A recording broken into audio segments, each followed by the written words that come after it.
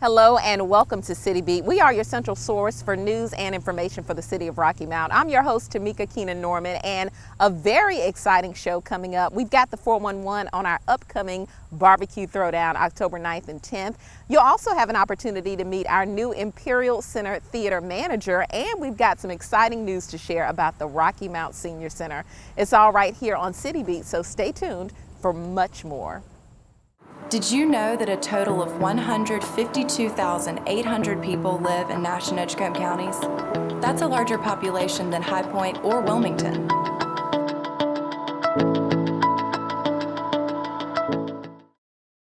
"23,000 students are taught by 1,500 teachers in all of the public and private schools in Edgecombe and Nash.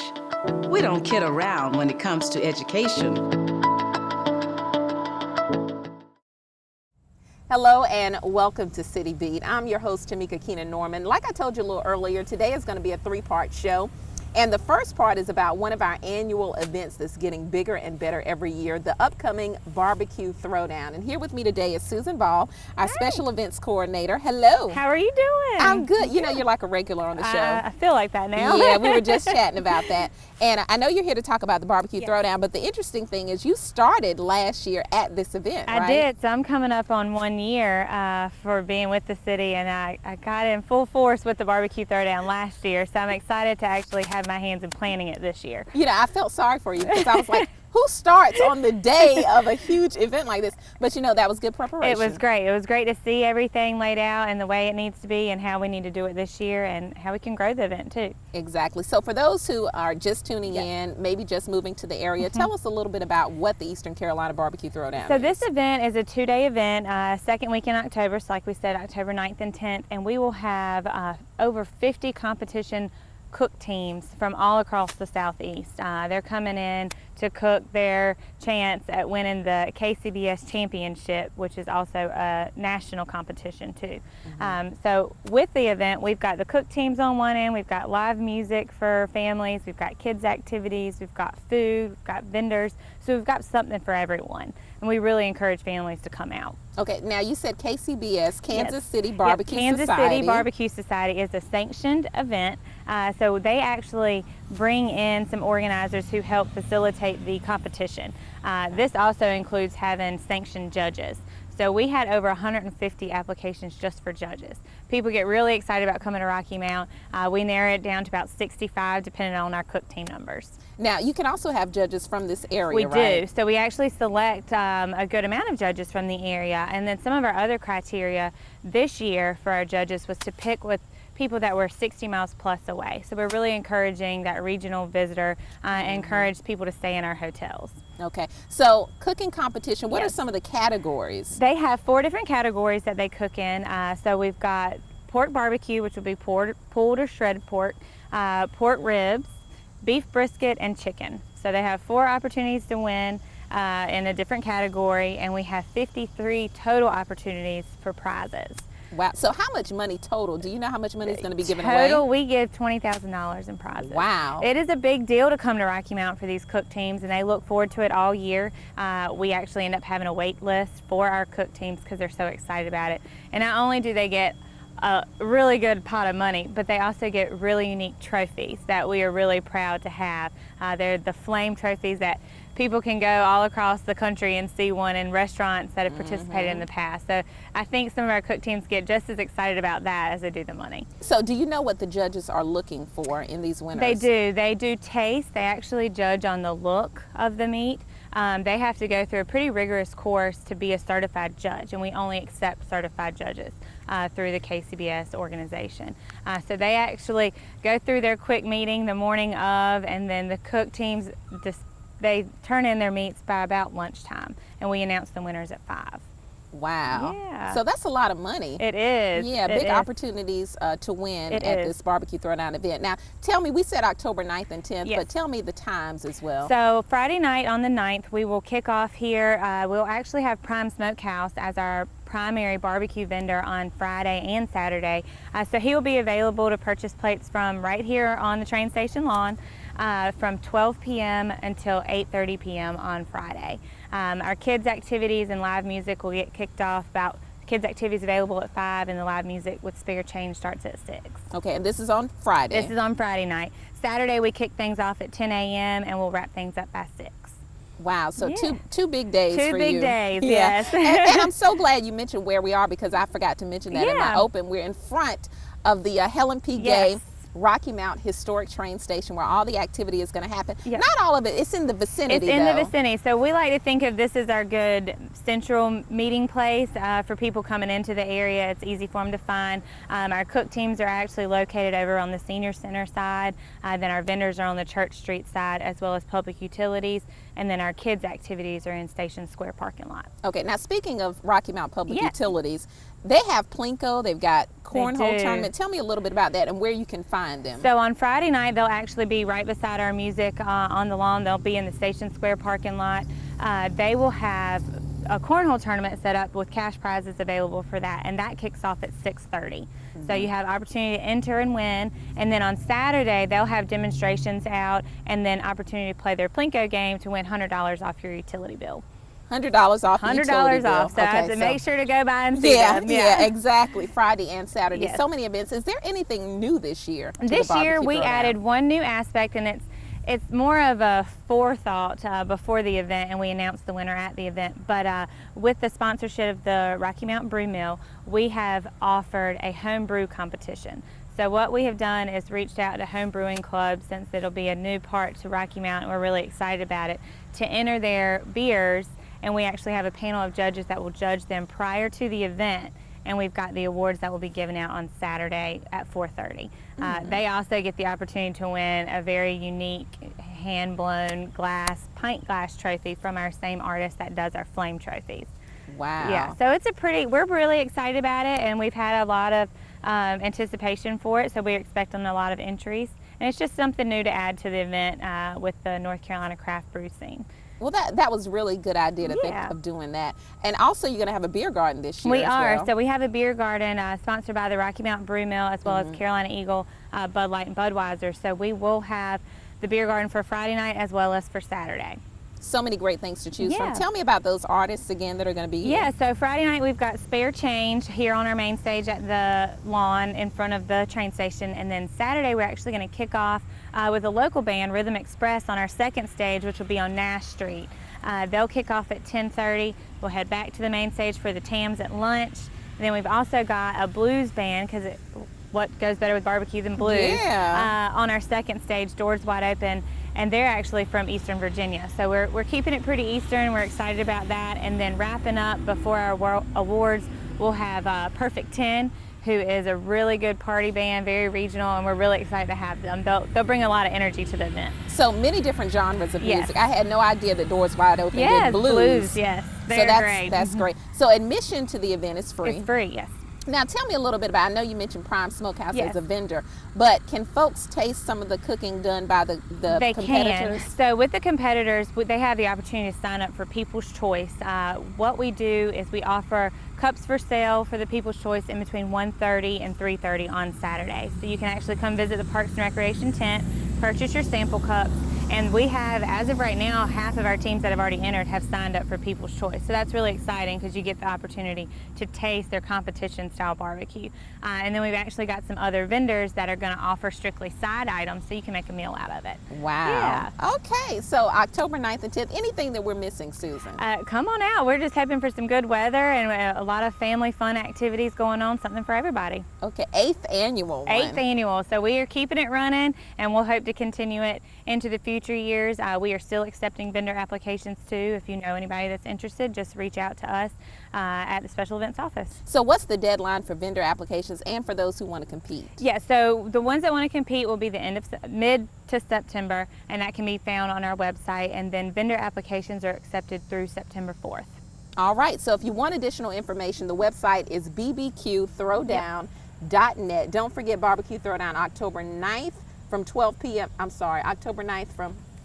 We'll do from 5 p.m. to 8:30, but you can come get your barbecue from Prime at lunchtime at 12. Okay, and then Saturday. From 10 to 6. Okay, thank you so Yeah, much. thank you. Confused. October 9th and 10th, Barbecue Throwdown, right here in front of the Helen P. Gay Rocky Mount Historic Train Station. I'm Tamika Keenan Norman. Thanks so much, Susan, for Thank joining you. us today.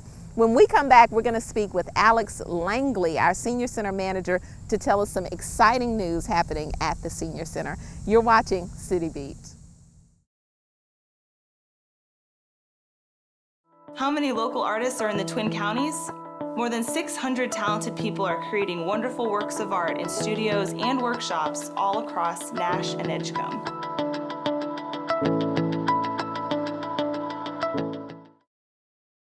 3,000 passenger trains carried 1.6 million people through the Twin Counties last year. You can say our railroad tracks are the ties that bind Edgecombe and Nash together. Hello and welcome back to City Beat. If you're just tuning in, thanks to Susan Ball, who joined us a little earlier with all the details on the upcoming barbecue throwdown. And if you need more information on that event, visit the website at bbqthrowdown.net. I'm Tamika Keenan Norman. I told you a little earlier that we had some exciting news to share about the Rocky Mount Senior Center, and joining me right now is Senior Center Manager Alex Langley. Hello and welcome back to City Beat. Hey, Tamika, I'm glad to be here. It's been a little bit of time, but I'm glad to make my triumphant return. Well, just recently heard that the Rocky Mount Senior Center is now accredited. Yes. So congratulations to you and your staff. Thank you. We're very excited. When did you find out about this? We actually went through the process recently and had our own on-site reviewer from the National Council on Aging and this National Institute of Senior Centers back in July. And then as recently as, just as recently as July 30th, so I think the letter was dated July 30th. Mm-hmm. And then we got an email from them August 6th.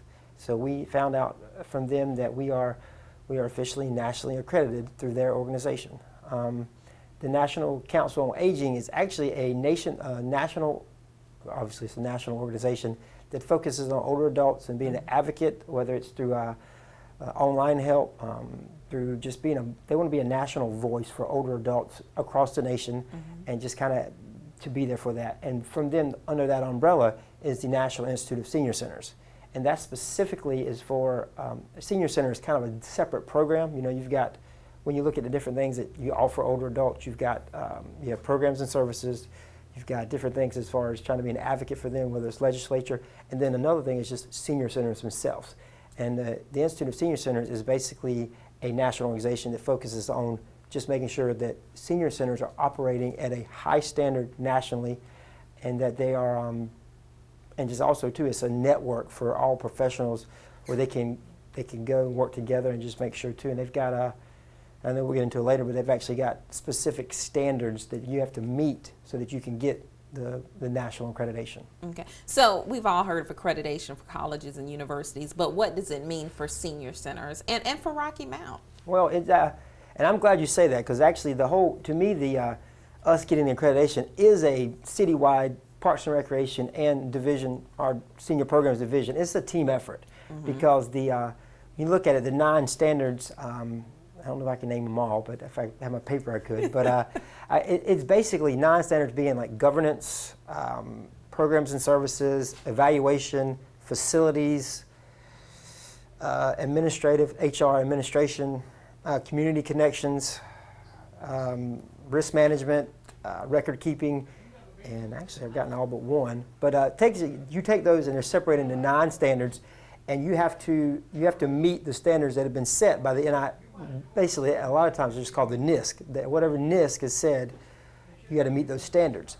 And for us, though, when I say it's a team effort across the board for the city, a lot of that stuff when it came to HR policies and governance, which our city council being our governing body, those stuff were in place. And the letter we received said that we had our team effort and our setup as a municipality recreation and community center was a big thing behind us. They could see that we had backing from governing body, from city council, all the way down to our department head, mm-hmm. and my supervisor as well. So having those things in place was a really, really unique thing for us, and a benefit for us. We didn't have to go create anything new. Mm-hmm. We had the specific structure that was already there, and a lot of that was due to the strong relationship we have as being a city and a municipality organization. That's good. Now, did another standard have to do with marketing and communications? That wasn't. That was in the community connections, yes. Yes, And we were, okay. you were mentioning that part as well. We actually had to, as part of that, we developed our own, well, when I say I developed our own marketing plan, anything that we developed, we basically just, because you got to have it as part of the accreditation part, but we always ran them right off of stuff that was already in place for the city. And I remember putting that together, and a lot of the marketing plan for us was just what avenues are we going to use, and specifically I made sure we stated in it a lot of things that everything must be approved by our PIO office, and that was something that that was real big on me. And I even remember doing it. I was very specific as we were putting together the notebook, and the notebook is I don't know if you can see it in the camera, but it's in the back on my desk right now. It's about, we had 4 notebooks about this thick with the different standards. And I was always very specific, we are city function and things of that nature. So yeah, that was a big part of it too. So it sounds like this was a long process. How long did it take, and how difficult was this process? The actual process for us probably took, I was doing something yesterday and I said 24 months, but it was probably a little bit longer than that. I'd almost say 2.5 years, almost the entire time that I've been here. And by that being, I remember one of the first things I did when I took the job here was I went and met with Stacy Schatzer over at Nash County Senior Center, and I remember seeing something about their national credit. I was like, well, tell me about that. She started telling to me about it, and so I heard, oh, that sounds great. So I also remember too, we were already a North Carolina Senior Center of Excellence, which is through the NCDOS, which is the North Carolina Division of Aging and Adult Services, and just to digress a little bit, by having national accreditation, NCDOS automatically recognizes us as a Senior Center of Excellence as well. And with that comes, some funding, some grant funding that we get to use every year. But we had that Center of Excellence, and I just kept thinking, well, what could be the next step? The next step has to be national accreditation. That would be a good thing to move towards and try to create and do that. So as that was done, we made the decision that we wanted to pursue it. We let Parks and Recreation know and City Council know that we wanted to do it. We put money in the budget. Actually, we put it in for fiscal year 2015, which was last year. So, and then you had to go through an entire, which I think I can talk about a little bit more later, but entire self-accreditation process where we met for months at a time with our committee that we had put together of stakeholders and participants, and City Council was involved as well. And we did all that, and then actually after we had gone through meetings, we had to put a bunch of information together. So I actually had to bring on a part-time staff person to help with that. And when we didn't have some stuff, we had to create some new documents that we could use, had to get them approved, make sure they were okay. And that all happened from about November of 2014 to about January 2015. So about in February of this year, we were able to submit stuff to the national office. And then we heard back probably about April that notebook looked good. Had a couple things I had to go back and fix, and that they not necessarily not up to snuff, but just some minor things to fix. And then we communicated with from our peer reviewer, and the peer reviewer was on site July 2014 or July 2015, and we just from there and from all that, 2 years, almost 2.5 years. Within 2 weeks, we knew we were accredited. So, wow. All that work, and then 2 weeks later, you knew it. We just happened to be in a really good spot on July 17th. 2 weeks later, the board met, and then we got the word. So that was it was a very, very exciting experience for us. Now, you'll get reassessed, I would imagine, every few years, or how often? This particular accreditation is actually every 5 years. Okay. And so ours is from July 30th, 2015 until July 30th, 2019. Okay. So sometime in 2018, we'll start the process all over again. We'll be doing another assessment and going through that route, and then we'll just, by the time July rolls around in 2019, we'll be set up for another peer review, and they'll come in, and we'll, from there, that's something that we intend to continue to do. Okay. So for the average person who's watching this program, who utilizes the Senior Center or thinking about utilizing the Senior Center, what will this mean for them? Well, it means a couple different things. Going back to the self-assessment, with us doing it as a community-wide effort, it was a couple different things. We were able to get feedback from our participants on things that they thought we needed, improvements, facility improvements, just basically get their thoughts on it. Now, can we do it? But at that time, but by getting their feedback, we were able to get that as well. Also, with there being City Council involved, I think it was good that they were able to relate and to ask questions among our participants. So we learned what resources we have currently available and perhaps what resources we'll need to make the improvements in the future.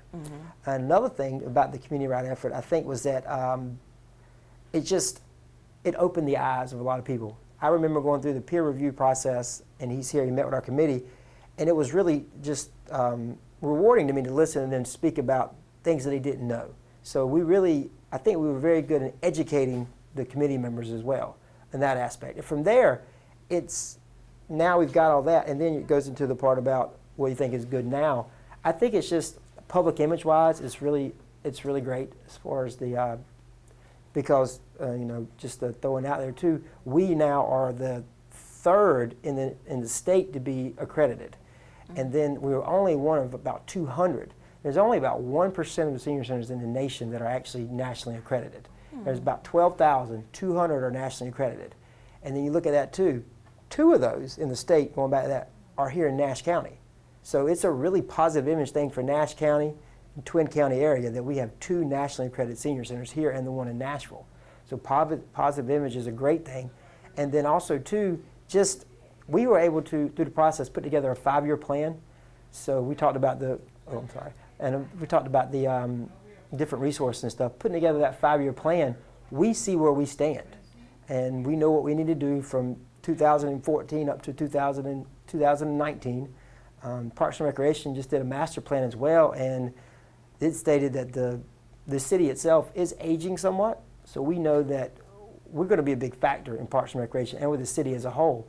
So we positioned ourselves there to do this, and that's what the accreditation is all about. Is that you're stating that you are working at what is considered a high level nationally, and on a national stage. Through standards, and I mean, the NISC is the only organization in the entire nation that actually has a national standard for senior centers. So we're really excited about that positive image, a sense of pride for that, and just about what happened with the way it went about doing it. It was a really good process because we were able to get stakeholders that are for community organizations that we work with. We had our council members, which is is our governing body as a city organization. We had Parks and Recreation staff. We had division staff, we had volunteers, and then also too we had, like I said, we had other city staff that were retired and some that are currently on staff, and they were big help. And like I mentioned earlier, they learned a lot about us. The participants learned a lot about what we do, our operations, and just a couple things that I thought were really neat from the peer review visit, and he talked to him, and also when he and I walked from here over to meet with Kelvin, our director, and there was a couple things that really resonated with him, and it's like, those members didn't know how much we were involved with the community. We have 65 organizations that we partner with at some point during the year, whether it's just to come in and do an educational event, or just to, like right now we're working with Target, and they're providing bingo callers and prizes for us. And so they didn't know how much of a footprint we had in the community. And then one thing that one of our council members had talked about, one of their warm memories from an event of ours, and it's like it was at our veterans thing, and they told him this is a great event, and the thing is that, like he said, all you need is one memory and one story like that, and you've got a massive thing. You've got a big thing. You talk to everybody, and a lot of that too is just I think, and that reminds me here that I think certification is about us. We want to make sure we tell our story right, to the community, to our city, and just to the local. I mean, not only to this local community, but as much as we can regionally, whether it's across the state, being involved with some other organizations and things. So, and it shows that we are doing it. We're telling our story. We're providing services for older adults. We're really involved with positive aging. We want to make sure that we are a resource for all those that are 55 and older in this community, whether it's through a trip, recreational activity, or educational opportunity, or just if they're a new person in the community, they can call us. We may not provide a service. We may not provide housing for seniors. We may not do that, but we pride ourselves as staff in knowing that we can give them that information. And we get that all the time. I've just moved to the area. Where can I go?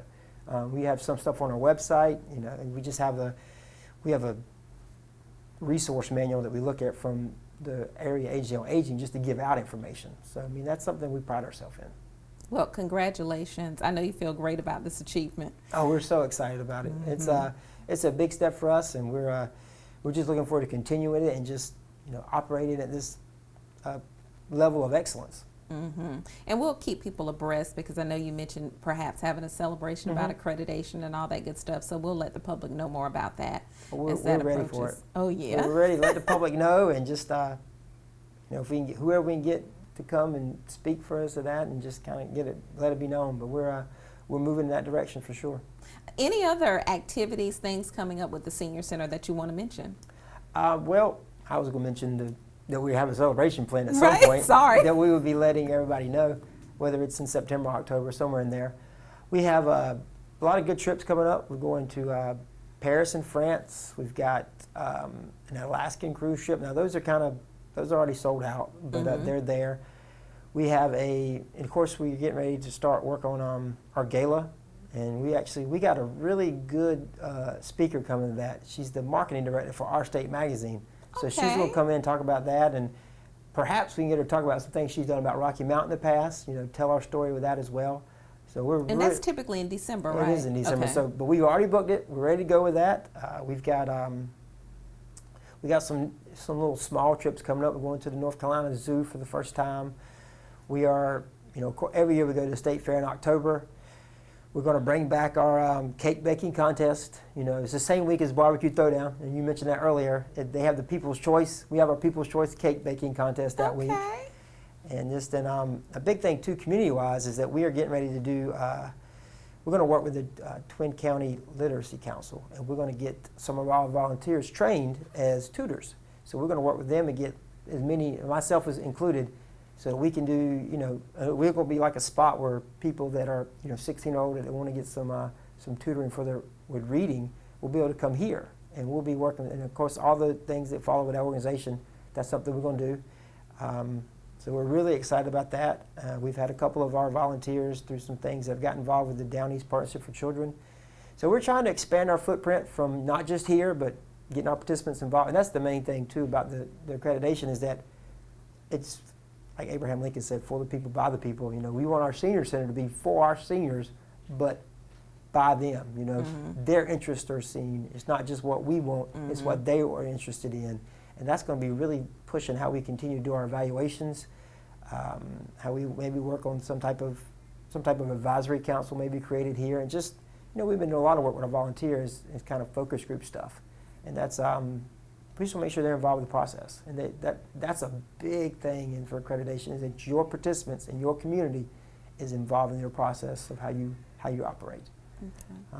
I know I went a little away from some of the events, but the same thing that we don't mostly do every year. We're going to have the big Christmas tour coming up in December. I'm looking way ahead now. But, right. But that's a lot that's going on. We're busy. We've got trips galore going everywhere. We're going to the Mudcats tonight as well. So there's always something. If it's whatever it is and we can find it, we're going to go. So. All right. Well, congratulations, Alex. You're doing a great job. And whenever I come to the Senior Center, I can see the rapport between you and the folks who utilize the facility, and they really love you. They do. I love them as well. So they need to know the feeling's mutual, and so I am very excited to come to work every day. Walk in, I've got normally the same people in the front lobby. Hey, how you doing? And I give them a hey, we give a smile. What was going on, and if something's going on, they let me know that too. So, but we're the staff and I are very, very, very honored to be a part of this facility and be a part of the Parks and Recreation Department and the City of Rocky Mount. So that's just something that we want to do and we strive for as public servants. All right. Well, continue the great work. You do the same as well. All right. Thank you.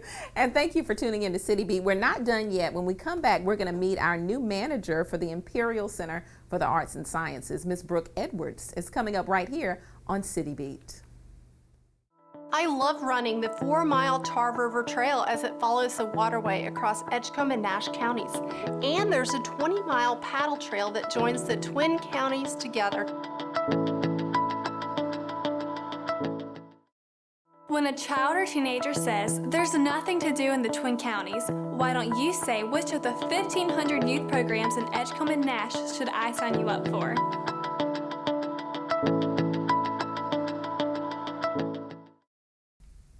Hello and welcome back to CityBeat. If you're just tuning in, it's a three-part show today. Thanks to Susan Ball for joining us a little earlier to talk about the upcoming barbecue throwdown.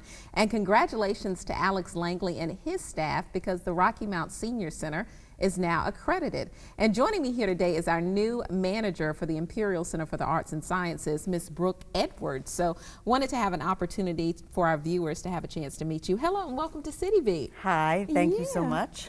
We were just chatting a few minutes ago. Really nice article about you in the Telegram that I saw earlier this week. Yes. Yeah, first time to Rocky Mount, right? Yes, it is. Yeah. Yes. Other than the interview. I came here and interviewed back in May, I believe it was, for the panel interviews, and that was the first time I'd ever been to Rocky Mount. I'd been to Eastern Carolina before, to Oak Island, and had vacationed there. And I have an uncle who lives in Asheville, in the western part of the state. But this was the first time to Rocky Mount. Well, welcome, welcome, welcome. Thank you. I look forward to showing you around and all that good stuff. Yes. So tell me a little bit about yourself, Brooke. When you started with the city, you know, where you're from, all that good stuff. Well, I grew up in Quincy, Illinois. It's a small town on the Mississippi River, about 2 hours south of north of St. Louis, on the other side of the Mississippi. I did a lot of community theater and high school theater growing up there, and then I went to Western Illinois University to get my bachelor's in theater, and I concentrated on performance and costume design, and then decided to go be an actor after that finished. And I went to grad school in DC at the National Conservatory of Dramatic Arts. From there, went to Los Angeles to be an actress and lived and worked there for many years. And then when I decided to get married and start a family, we decided to go back to the Midwest where we had family. And I worked for the longest in St. Louis, Missouri as a producer and an actor at a theater company there. I also taught at COCA, the Center of Creative Arts, which was a community arts center similar to the Imperial Center, and ran the theater programming there. And then when I felt I wanted to kind of step away from acting so much and go more into directing, I decided to go back and get my MFA in directing, and so I did that back at Western Illinois University, and then quickly took a job teaching at Randolph College in Lynchburg, Virginia. That's what brought me back to the eastern side of the country, and taught there for the last 2 years, and now I'm here. Wow, so you've just been all over the place. Yes, You really have. yes. In the last couple summers, I've directed in Maine. There's a theater up in Maine. I have a relationship with the theater at Monmouth, and then also was back in St. Louis over the summer directing there freelance. So I'm really looking forward to like making Rocky Mount a permanent place for my sons and I to just kind of like to stay in one place for a while. So what attracted you to this area and to this particular job, Brooke? I think a lot of it was in academia and professional theater. It's very transient, and you're constantly having to travel, or you really have to be a little kind of selfish, and it's about writing and going to conferences and all over the country, directing places, and it was really starting to wear on me and my children. And so when I saw the job for Rocky Mount, my roots are in community theater, and I love working with kids and theater education as well. And I saw this as an opportunity to get back to my roots and be part of a community. And I love North Carolina. I have a cousin who's in Chapel Hill as well, and it just all seemed like to fit. And then I came here for the panel interview and saw this facility and was like just blown away. I was completely and utterly blown away at the beauty, the architecture, and how much support there was here for the arts. And it just, you know, you go somewhere and it feels right. And everybody was nice, and I really like the way they're going with the theater, and I love all the different spaces. There's so much opportunity here to start something new, and that was something that Kelvin had told me, the head of Parks and Rec. He's like, you want a clean slate and develop all new programming? And it's like, yes, I do. Right. And so that was very exciting.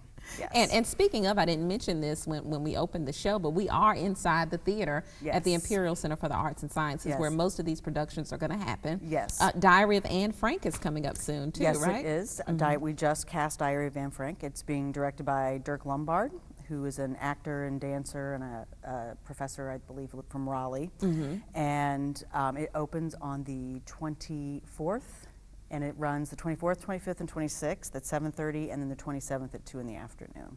Amazing. So you all had to do casting for this, what, couple of weeks ago, right? Actually, just last week. Okay. Last Wednesday and Thursday, we had 2 nights of auditions, and then Dirk cast the show Thursday night, and then we had our first read-through on Tuesday night. So, amazing. right, just Okay. hit the ground running. Yeah. Yes. And I know you're not directing this, but did you have a chance to meet some of the folks who are going to be in the play? Oh, yes. I was able to contact all of them, let them know they were cast, and I was at the first read-through. Like, I'm very new, and I don't know everybody, but it seems there's a lot of participants who have a long history with the community theater here that are in it. Jim Loudermilk. Oh, yes.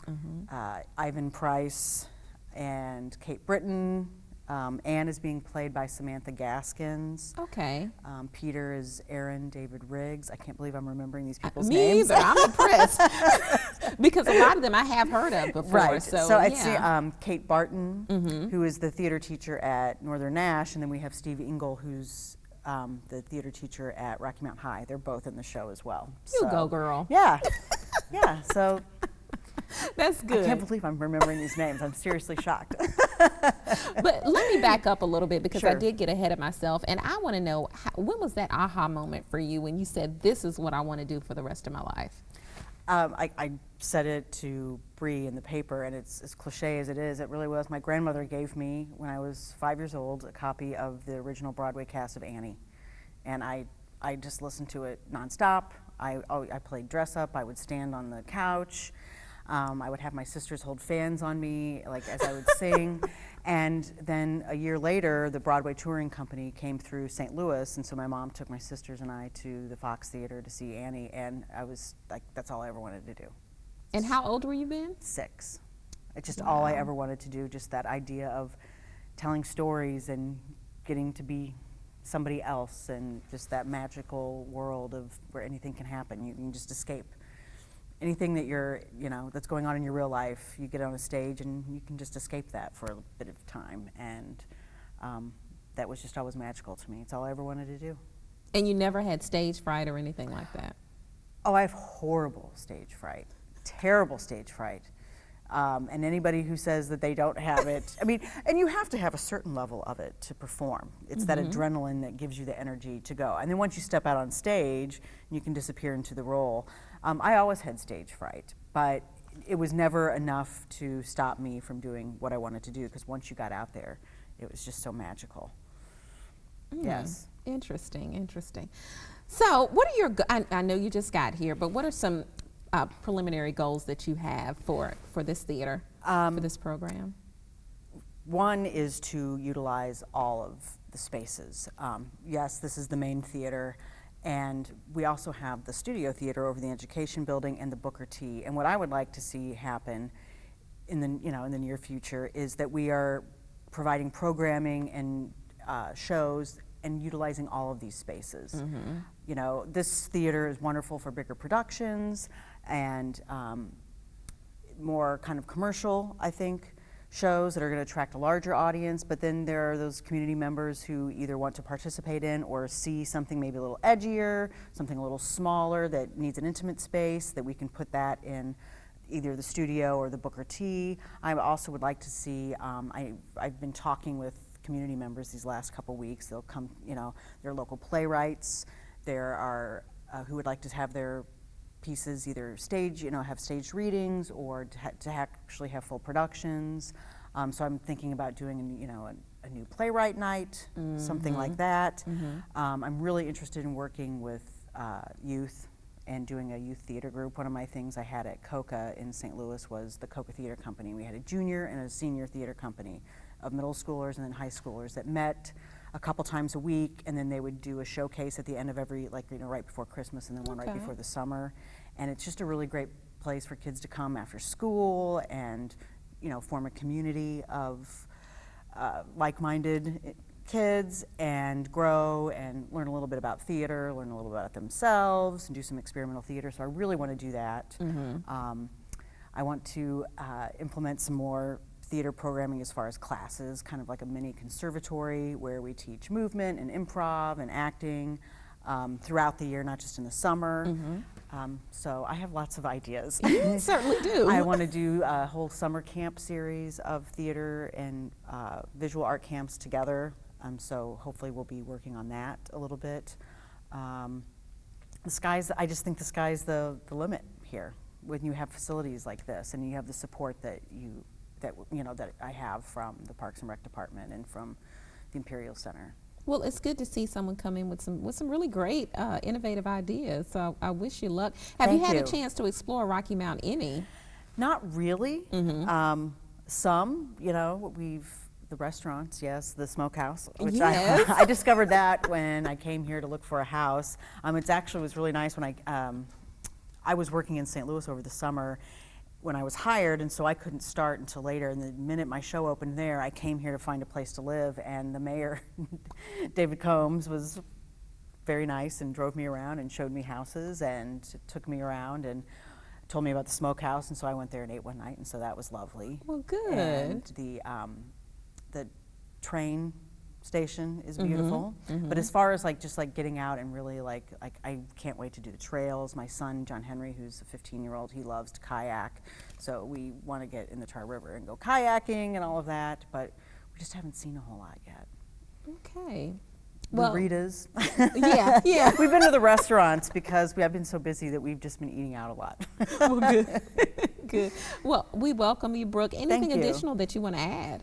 No, I'm just really excited to be here. My children and I have been so overwhelmed with all the kindness. Our neighbors have brought us food and come by and said hello, and we just, everywhere we go, everyone's been so nice and welcoming, and so I feel very thankful to be here and have the opportunity. Good. Well, thank you so much for joining us on the show today. Thank you for having me. Anything you need from me, please let me know. I surely will. All right. We're looking forward to Diary of Anne Frank as well. Yes. And thank you for tuning in as well to CityBeat. We look forward to so many of those great things that Brooke mentioned, coming here to the Imperial Center and some of the other facilities that you mentioned as well. Don't forget, if you want to see this show as well, you can always log onto our YouTube channel. And also don't forget to check out the website for all the details on the barbecue throwdown at bbqthrowdown.net. I'm Tamika Keenan Norman. Thanks again for tuning in to another edition of CityBeat.